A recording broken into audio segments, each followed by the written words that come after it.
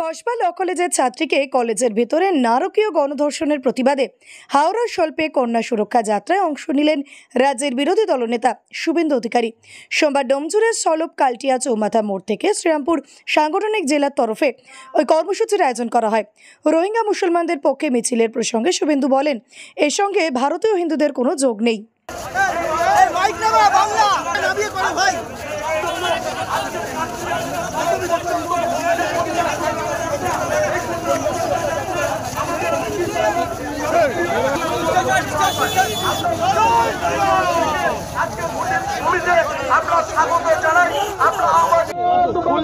ভয় পাচ্ছে, হিন্দু ঐক্যে ভয় পাচ্ছে।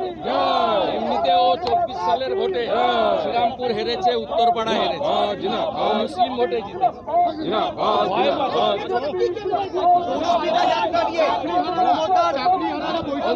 ওদেরকে আজকে টুপি পরালো মমতা, গাড়িতে তুললো, যাওয়ার কথা নবান্ন, নিয়ে গেল শিবপুর পুলিশ লাইনে।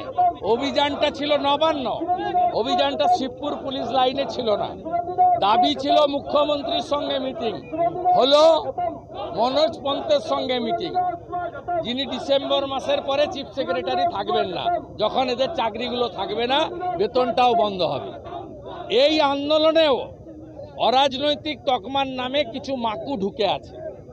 মাকুদের যদি না সরান, তাহলে কখনো মমতা বিরোধী কোনো আন্দোলন সফল হতে পারে না।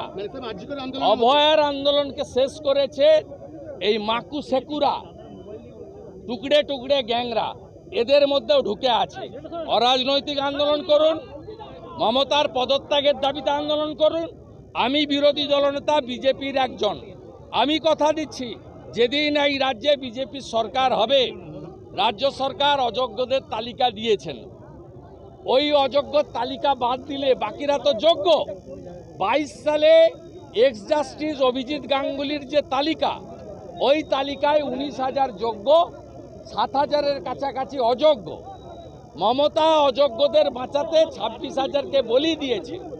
আজকে মমতা টুপি পরালো, পুলিশের গাড়িতে উঠলো, এই যে 5-7-8,000 ছেলে মেয়ে এসেছিল, লড়াইয়ের জেদ নিয়ে আন্দোলনকে ধ্বংস করল এবং নাকের বদলে নরুন নিয়ে বাড়ি গেল।